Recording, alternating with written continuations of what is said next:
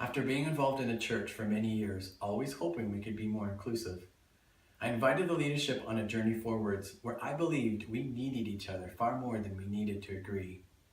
But needing to agree above needing each other was instead what the church implemented on me. During 5 vulnerable meetings, the floor dropped beneath me as the leadership made the decision which took away my daily routine and tossed it into the past.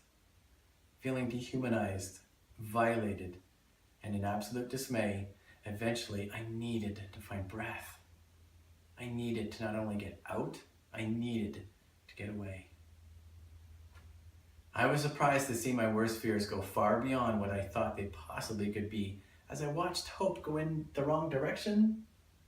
For it was not only the leadership's what but the how that I perpetually pondered, realizing our relationship had forever parted. And I left the battle for inclusivity that was not just mine, it was ours. Feeling isolated, emotionally bankrupt, and brokenhearted. But that's not the story to you I want to be told. Beyond what the fuck now is instead what I want to unfold. Looking past the abyss of feeling numb with a wounded heart that did not want to beat, I realized a better life was one decision away.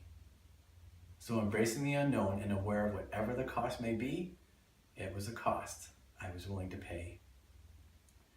I soon sold my business and downsized all that I owned, which fit tight in my car, and on a clear blue winter sky day, I heeded my beckoning, paused behind the wheel and was like, oh shit, this is really happening. And even though I thought another tear could not possibly fall, I hit that Trans-Canada not knowing if I was laughing or crying, but for self, I was willing to risk my significance.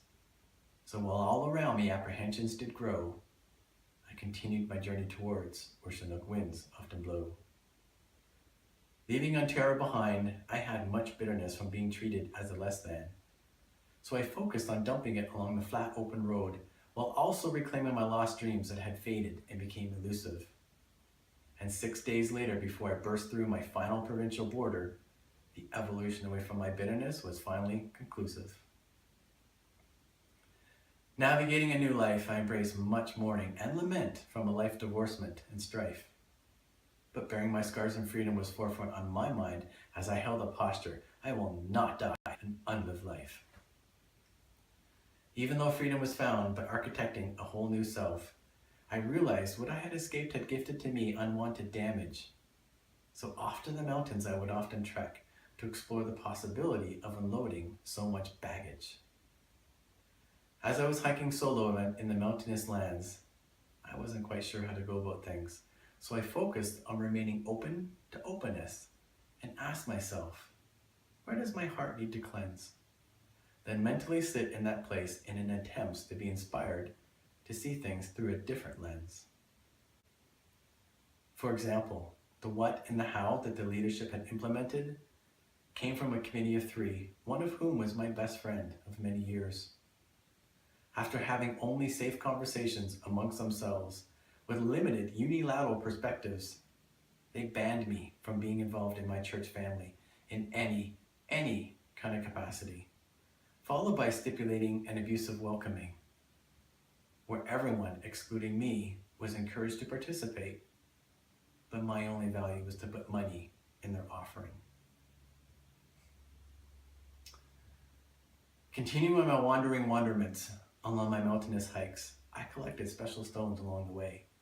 They commemorated each epiphany as the angst slowly began to deflate, while also they marked a milestone for seeing things anew. So to commemorate, I'm in a different place. Constructing them into an inukshuk is then what I began to do. I glued my inukshuk together in a way that resembled walking forwards and placed them in my window so I can see them and be reminded at the end and beginning of each day to get past the shitty things in life. Having forward momentum using truth as a rudder is how I can find my way. To embody all that he represents, an Icelandic name is what I gave him.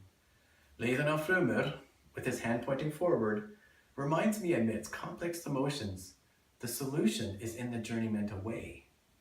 Rather than figuring out a known destination, when suffocating in a chapter of life full of dismay.